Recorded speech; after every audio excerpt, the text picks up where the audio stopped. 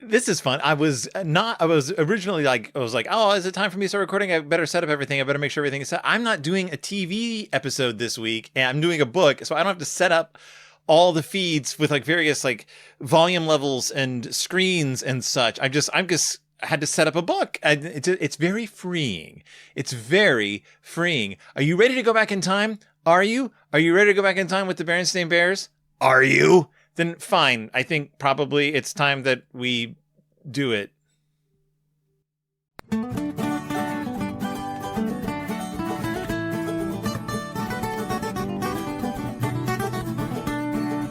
Welcome back to Deep in Bear Country, a Berenstain Bearcast. I am your host, Bill Gonzalez, and I wasn't listening. I have no idea if I came in at the right time or what happened with the theme song or anything. I don't know what's going on with the theme music at all. This week, we are covering a book from 2026. That's right, my friends and neighbors. We are actually covering a book from this very year, a book which just came out last month, but which I was too busy talking about the TV series from 1985 to even bring up. This week's book is The Beginning Reader #1. I Can Read book, The Berenstain Bears Visit the Ice Age. That's right. This week we are going back in time to a very nebulous period in Earth history. What does it mean to visit the Ice Age? When is the Ice Age? Where? Why? And how for? What have you? Well, I assume we're going to be learning a little bit about the old Ice Age.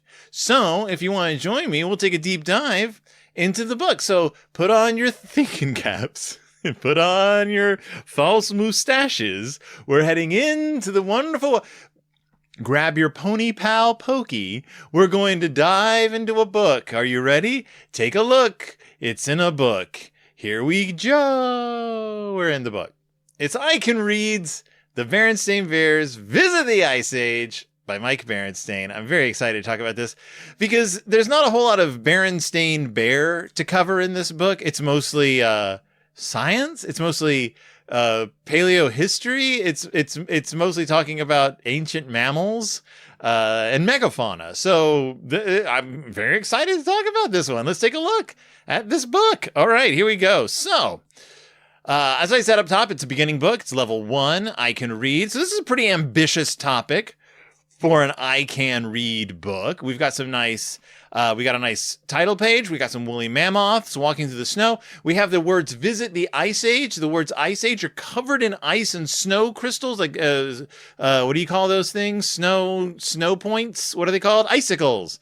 They're called icicles. And we see the bear family, mama, papa, sister, brother, and little honey bear looking at something. I assume these are interior images that have been repurposed for the title page. So, the bear family has gone to the museum, not the Berenstain Museum. So let's right off the jump. Remember, we are in an I Can Read book. These are not canon to the main bear timeline. Therefore, this is not the Berenstain Institute. This is just the museum.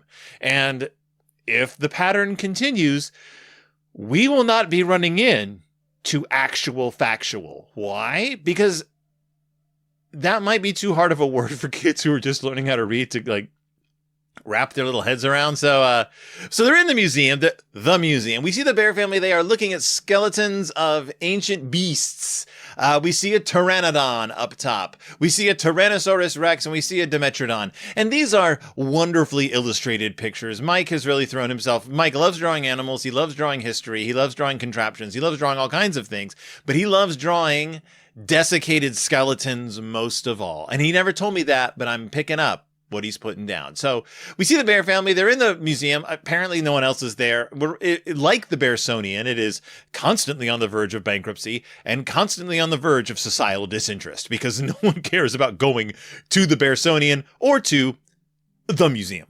So the bears are at the museum. They see the Dimetrodon. They see the Tyrannosaurus Rex. They see the Pteranodon. You might think to yourself, oh, they're in the dinosaur museum, my dinosaur exhibit.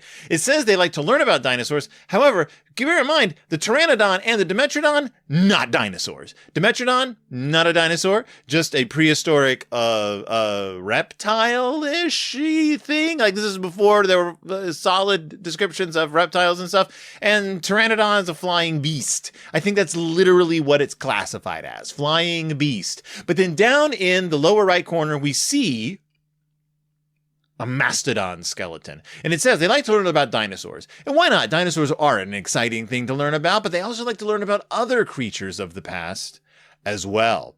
So here we go. So actual factual, nowhere to be seen. However, a bear who looks very much like actual factual walks on. His name, Dr. Bear. Why? Because Dr. Bear is easier for little kids, I think. This is the scientist who was present, I think, in the almanacs. So you're not getting actual factual. You are simply getting like the alternate timeline version of actual factual. He walks in waving to the family, right next to a reconstruction of the skeleton of a giant ground sloth and a skeleton of a saber-toothed cat. And he's talking, and I guess they're there for a private tour and educational jam session, because he apparently expects him. He just starts talking to him. He tells him about mammals. He tells him about the Ice Age. Now, the definition given for Ice Age, remember, that's the book, The Berenstain Bears Visit the Ice Age. The definition is, that was a time when ice and snow covered much of the earth. And we see sort of a flattened globe that shows North America, South America, Africa, Europe, part of Asia. We see the Pacific Ocean, the North Atlantic Ocean, the South Atlantic Ocean, and drawings of ice sheets. So the great northern ice sheet that is coming down over North America. We see the ice sheet coming down into what we now call Europe. And we also see South American glaciers sort of moving up from the south. So he's like, that's a time when ice and snow covered much of the earth. And for a little bunch of little kids, sure, that's fine. That's a good enough definition of what an ice age is. However, it's worth noting that an ice age is a long period of time when the Earth's climate is cold enough for large ice sheets to cover big parts of continents, cover a huge portion of the Earth. The whole planet's not covered in ice and snow. That is not what the Ice Age is. There's always going to have been forests. There's going to have been grasslands. The oceans are always there. There's always places without ice. It just means that these giant sheets of ice are present. So there have been 5 major ice ages that we've identified in Earth's history. There's the Huronian Ice Age, which was about 2.4 billion years ago. There was the Cryogenian, about 720 to 635 million years ago. There's the Andean Saharan, which was about 450 to 420 million years ago. The late Paleozoic, about 335 to 260 million years ago. And finally, the Quaternary Ice Age, which started about 2.6 million years ago and continues to this day. We are simply in the warmer end of an ice age. Now, this confused me because I was like, so in ice ages cycle. There's like the glacial periods, which is what we think of as the Ice Age. Then there's the interglacial periods. And that's when it's warmer and the ice recedes, starts pulling back. Now, you got to remember that these glaciers are redonkulously thick. They are so thick that they don't slide. They get like the ice is accumulating and it starts just moving down from the north. And as it moves, it like gouges out huge parts of the land. And that's what creates like so many of these giant lakes and water systems that we have. These places fill in with water. Glaciers they shape the earth. And so we think of the Ice Age as the time when these glaciers are most prominent, but the part where they're also less prominent is still part of the Ice Age. So the last glacial maximum, excuse me, when the glaciers were at their peak, was about 20,000 years ago, which is not long ago at all. And the warm period that we're going through right now only began about 11,700 years ago. So we're in the tail end of the most recent Ice Age. The last glacial peak covered most of Canada, a huge chunk of the northern United States area, northern Europe, parts of Asia, and there was so much water it locked up in these glaciers that the sea level was way lower. Like, that's wild to think about. Like, so much of the water was frozen at that time that the oceans looked different. Our shorelines looked different. So ice ages are caused by changes in our orbit, shifts in the way the Earth is tilted, the movement of the continents, changes in greenhouse gases, and the ocean's circulation patterns. These gradual changes, they affect how much sunlight different parts of the Earth receive. So ice ages, they're long climate periods. They're not quick. We're still in one. And so I was like, well, so like, what do you call then the periods where there's not an ice age? And what I was able to figure out, and this has always been one of those questions that's like bopped around in my head. Like, so there's ice ages. What are the non-ice ages? Theoretically, you're always in an ice age. Like, the ice age is kind of the measurement you use for how much ice is on the Earth. Like, what's the Earth's ice age right now? Like, where are you in this? Like, it's a continuum. It's not really like these hard and fast lines.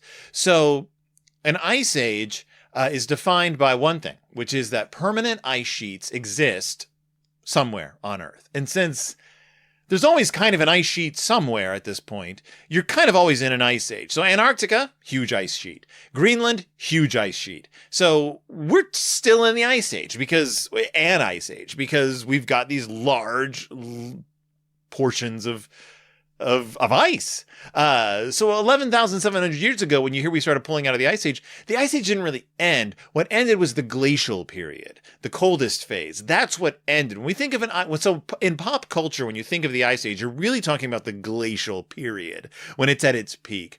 We are now in the interglacial period. So the ice age is the whole era.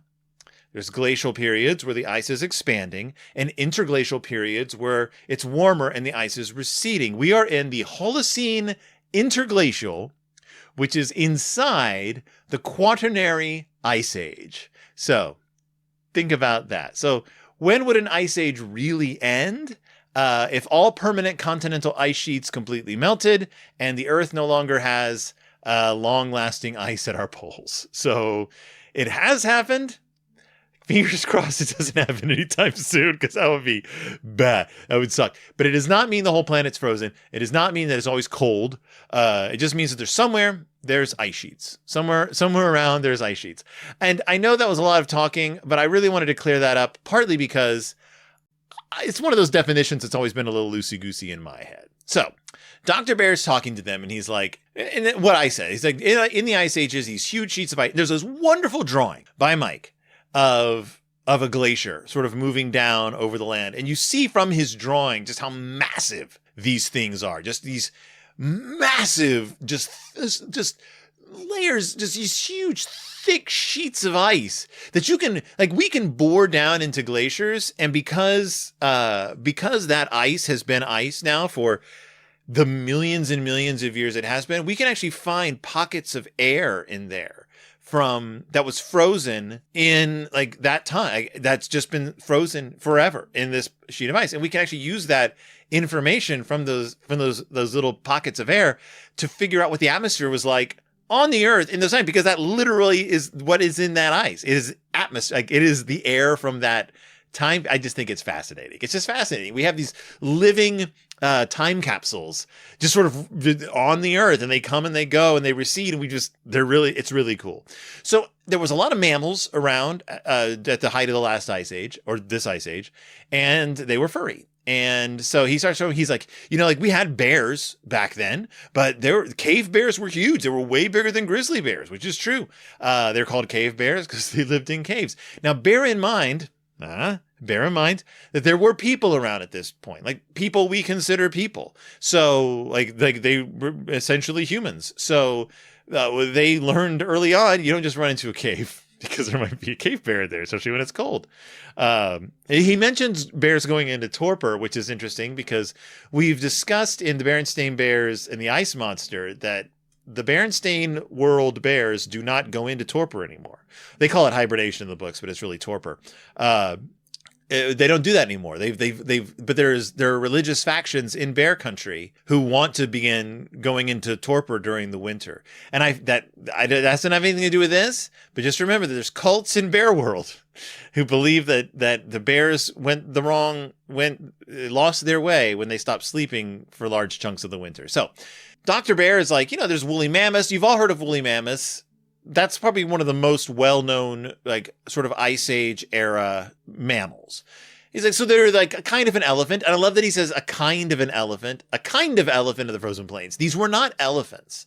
He doesn't come right out and say it, but his use of language makes it clear that they're kind of an elephant, but they're not just elephants covered in fur.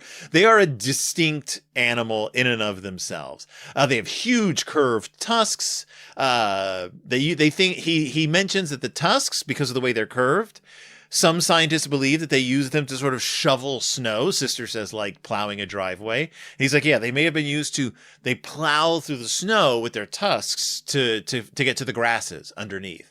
Because these were massive animals who, like modern elephants, probably had to eat a heck ton of food. So here's when we start getting into interesting. Here's when we start getting into the Mike Berenstain of the book. We get these fantastic drawings that Mike has done of Ice Age era megafauna and the ancestors of some of our modern animals. So we see the woolly rhino and we see the Elasmotherium. The woolly rhino kind of looks like a rhinoceros. It's, of course, shaggy. It's covered in wool, like shaggy fur.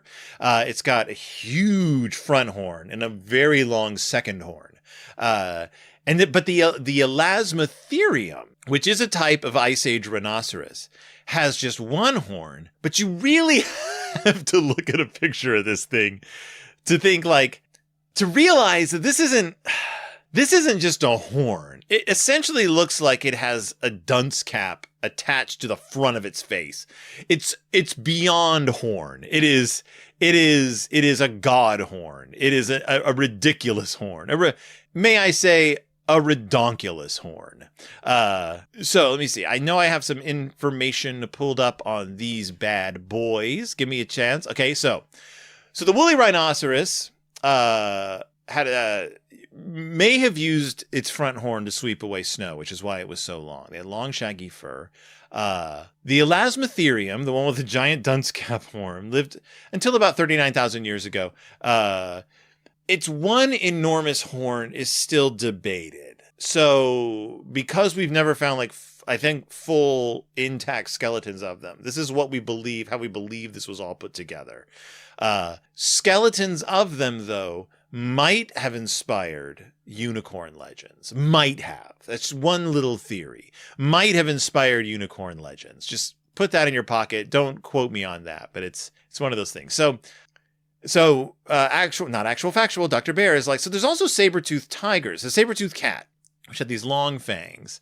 And brother and sister's like, wow, if its fangs are so big, how did it close its mouth? And brother's like this. And he puts his fingers up to his mouth like this.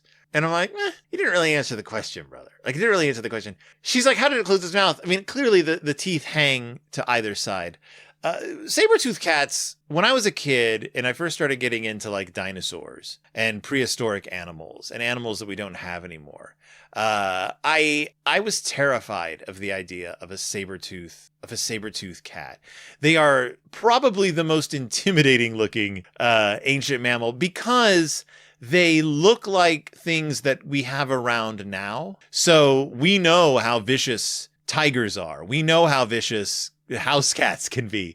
So looking at a saber-toothed cat, imagining this thing coming at you and plunging its giant fangs into any part of it, it's terrifying. And I don't like it. I don't like it at all. I don't like thinking about it. All right. So here we are. There's this next 2-page spread. He's showing them some animals. And I like how they're grouped because these are animals that are kind of they remind us of, they are large, giant, bazonkulous versions of animals that we have around on our planet today. And so we see a long-horned bison, we see a giant elk, we see a giant ground sloth, and we see a giant beaver, which Actual Factual points out is more than twice the size of a modern beaver. I remember studying these things, reading about these things when I was a kid, and being fascinated by the notion of these giant animals that were so much like our animals, but not quite like our animals.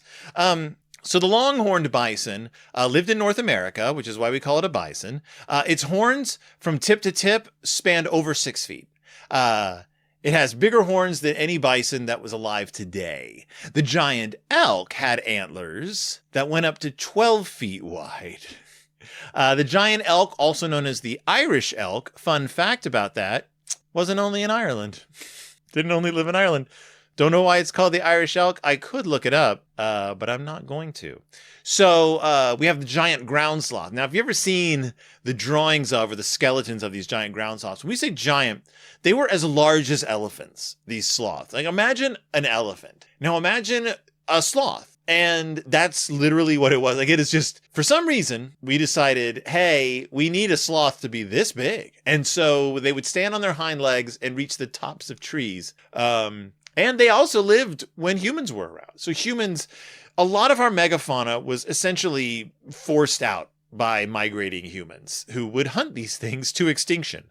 So we've always kind of done that. They're so big and, easy to catch that you needed the resources in their area. So you killed all the giant sloths. Kind of sad, actually. The giant beavers could grow to over 7 feet long. So it says it's more than twice the size of a modern beaver.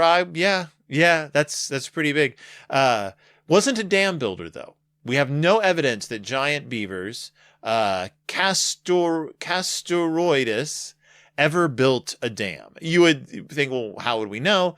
It probably would have found some clue of ancient construction. I don't know. Don't ask me. I'm not a giant beaver, much as you might think I am. So yeah, that's a giant beaver, giant ground sloths. We're still cooking. We're still going.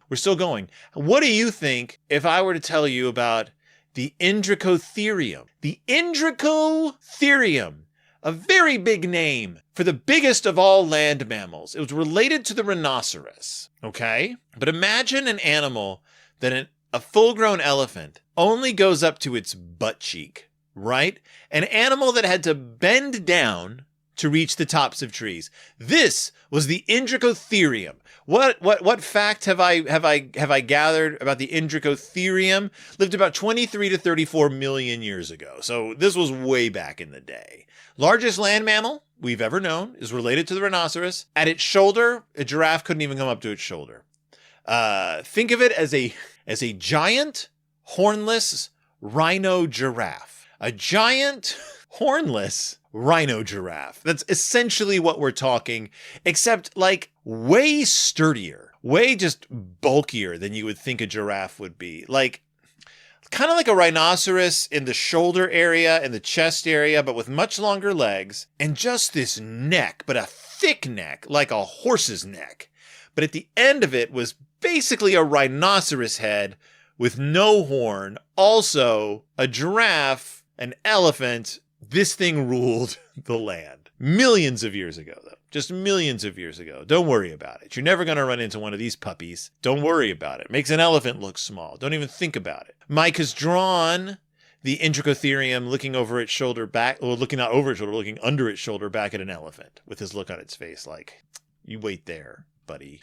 So then we have a little section on giant land mammals that had horns on their noses, but weren't from the rhinoceros family.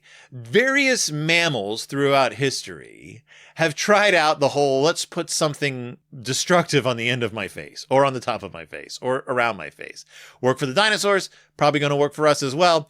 So we have the Brontotherium, not a rhino. We have the Arsinoitherium, not a rhino. And we have the Weentotherium, not a rhino. Now, I'm going to try to describe these for you before I tell you anything about them. The Weentotherium looks like a mistake. It looks like an accident that waited to happen and then happened. Imagine a rhinoceros, but instead of a horn on the end of its nose and a little horn behind it, you have random lumps and knobs sticking out of its face, and then 2 tusks or fangs sticking down the sides, deforming the lower lip. You have this thing that looks like it doesn't know what it's supposed to be or do. Looks like an error in design. I don't know how this thing felt about itself. I know how I feel about it.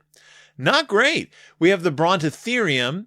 Think of a bison, but with a kind of a rhinoceros head, but with a weapon of some sort on the end of its face. Like where a rhinoceros's nose would be, you have kind of a bone highlight stick. You have this scoop thing. Like it's long and it has a giant sort of double-pronged ice cream scoop on the end of it. Don't know what it used it for. To catch a ball, presumably. And then it has a giant, like a bison, it has like this giant hump back. Looks like something to be reckoned with. Don't worry about it. The Arsinoitherium, however, is like, imagine a rhinoceros, kind of, except instead of having a horn on the end of its nose and a little horn behind it, it has two horns next to each other, midway down its face. Also, these horns are massive and kind of like as long as its face. And then it has bony ridges behind those giant horns. Not a rhino, by the way. Not related to the rhinoceros. So what are these things? What's the Weentotherium? What's the Brontotherium? What's the Arsinoitherium? Let's find out. Do I have any information on these dogs? Do I have any information on these good boys? Where are they? Where are they? Where are they? Okay, so the Brontotherium, the one with the bizarre highlight racket stick ice cream scoop, lived about 56 to 34 million years ago in North America and Asia, because remember the continents were doing their own thing. Looked like a heavy rhino, had this forked ice cream scoop thing, far more closely related genetically to horses than rhinoceroses. And its horn is not made of keratin like a rhinoceros's horn. It was solid bone. And I don't know why or how that came about, but that was the Brontotherium. The Weentotherium, that's the one with the unfortunate face, the knobs and the ridges, had 6 bony knobs on its face, on its head, had these upper teeth, the ones I said were like fangs. Those were, apparently they were large saber-like teeth. Like they weren't just like blunt instruments. Not closely related to rhinos, and for such a large animal, very small brain. Very small brain. And then finally, we have the Arsinoitherium, 36 to 30 million years ago, lived in northern Africa, what is now northern Africa, had those 2 gigantic horns and the ridges behind them, but more closely related to elephants. And even though it had these giant spines, these giant horns, just a plant eater. Just a plant eater. We believe it because of where we found the bones, that it lived in swampier areas. So, just chilled, just had these giant bones on its face, giant horns. But then we have the elephant family. And here's the part that I turned to this page. I turned to the elephant family page. And Dr. Bear says the elephant family started off small. The early one was the size of a pig. And I'm looking at these elephants. I'm looking at these elephant drawings that Mike Berenstain has done. And we have the Moratherium. We have the Gomphotherium. We have the Platybelodon. And we have the Dinotherium. So I'm looking at these men, these gentlemen, these bizarre beasts, and I'm like, I recognize all of these. I recognize all 4 of these. They look so familiar. Like, not just that I've seen them before, but they look familiar together. And I realized that if you subscribed to Zoo Books magazine as a kid, the first issue you ever received, you usually received it free in the mail as like a come on, you want Zoo Books, don't you? You received Zoo Books Elephants, and each Zoo Book had, as part of its spread, an artist's interpretation of all these relatives of like these ancient ancestors of the animal they're discussing. So you would say, if you're doing whales, you would see all the like sort of the progenitors of whales. If you're doing horses, you'd see all these early horses, and they will have drawn them as if they were all like sort of stampeding towards the reader. And I so vividly remember the horses one, but especially the elephants one. The elephants one because everyone had the elephants issue. Even if you didn't subscribe to it, you got it in the mail as a promo. So everyone had the elephants issue, and everyone loved the page with the ancient elephants all stampeding towards the reader. And those elephants, the creatures that Mike talks about, are all present and accounted for on this. In fact, in very similar poses in some of the ways. Like you see the Platybeladon, which has this giant lower jaw that ends in two giant teeth that form a scoop and has these massive saber tusks on the sides of its mouth that like hang down. It's this bizarre looking proto-elephant thing. And if you look at the drawing in the zoo books, yeah, there it is. It's down there on the bottom. You see the Dinotherium, which kind of looks like an elephant. It's got this long trunk, but its tusks are connected to its lower jaw, basically where it looks like its chin is, and they stick down from its chin. Like, and so you would use them probably to like scrape, to fight, to dig, but for in a very different way than modern elephants use theirs. And is it in the zoo books? It sure is. It's even screaming like in the drawing that Mike did. We see the Moratherium, which is this tiny little like pig size animal with like a little snoot and sort of like grinding teeth.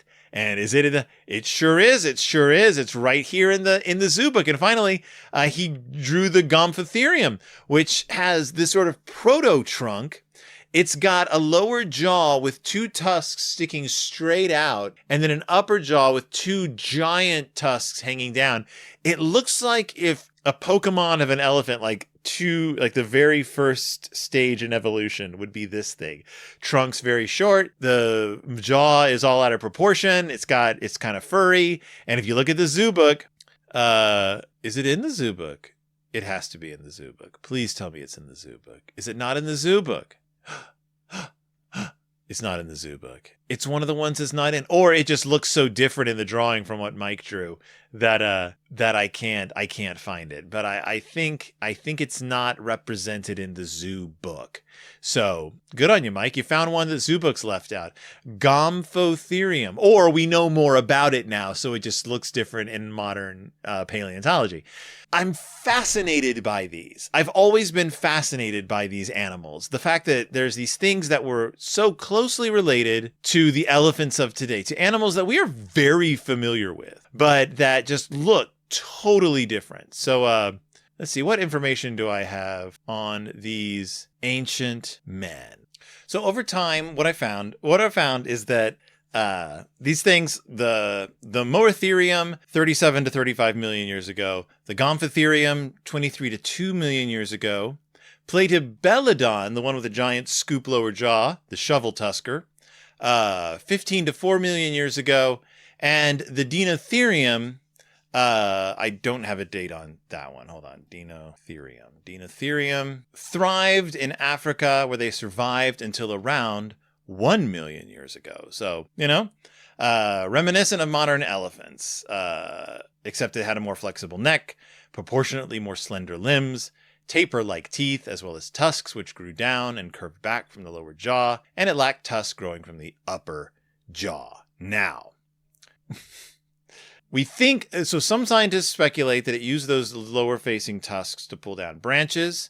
The shovel tusker used its shovel tusks to scoop up aquatic plants. The Gomphotherium and the Moratherium were kind of known as proto-elephants, especially the Moratherium, which had its trunk wasn't flexible, probably couldn't use it to do much, but it was more like a pig snout, but it was definitely an early trunk. I'm sorry I'm going on so much about these early elephants, but you have to understand that I am actually in love with them. I think they are just gorgeous animals. I think they are fascinating. I absolutely love this book. I love that he's covering all these bizarre, not often heard of animals. Moving on, we got some other early mammals. We've got the Glyptodont, which was kind of like an armadillo with a spiky tail. We've got the Ceratogallus, which is basically like what's it called, a prairie dog with two spikes on its face. We have the Andrewsarchus, literally the Andrewsarchus, which looks like a wild dog and was a meat eater, carnivore, but was actually closely related to the hippopotamus. And then we have the Thelacosmolus, which looks kind of like a saber-toothed tiger. It has these huge teeth, this long whip-like tail, these long legs. It was a meat eater, it was carnivorous, mostly related to the possum, mostly related to the modern day possum. There's this thing where in other, like in evolutionarily isolated areas, animals evolve to fill gaps. And if there's no, say, felines in a part of the world, then other animals evolve to fill in the gaps that our cats evolve to fill. And so, like, you throughout history, you have things that sort of serve the purpose of these fast-running, slender predators. They weren't all cats, though. Sometimes they were early possums. So that glyptodon that looks like an armadillo, very much like an armadillo. The size of a Volkswagen Beetle, though. The size of a car. So you can see these things sometimes in museums, and it is shocking. You're like, that's an armadillo. But it is, you and a group of your friends could easily have ridden that thing. Also would have been smashed to pieces by its giant spiked tail. The Ceratogalus, like I said, it was a rodent, burrowed underground. One of the only horned mammals that ever lived underground. No one knows what they used their horns for. May have been used for defense. Not really sure. Maybe for mating. Not really, for like fighting off a competitive male. Don't really know. But it's one of the only horned mammals that lived underground.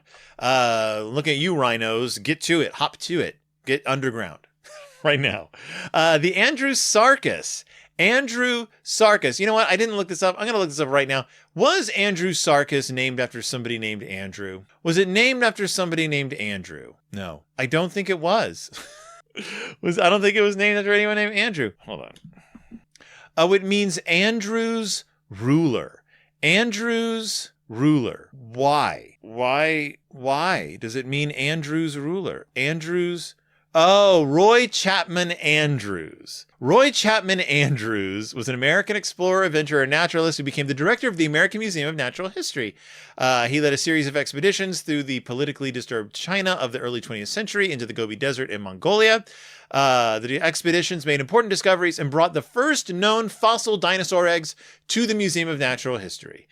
He became famous from his writings about his adventures. He was an inspiration, not an inspiration for Indiana Jones, even though when you look at pictures of him and hear about his adventures, he could have been the inspiration for Indiana Jones. At least the inspiration for the adventuring archaeologist, the adventuring scientist. He wrote a few books. He wrote a lot of books. Up to his death in 1960. Wow. Okay.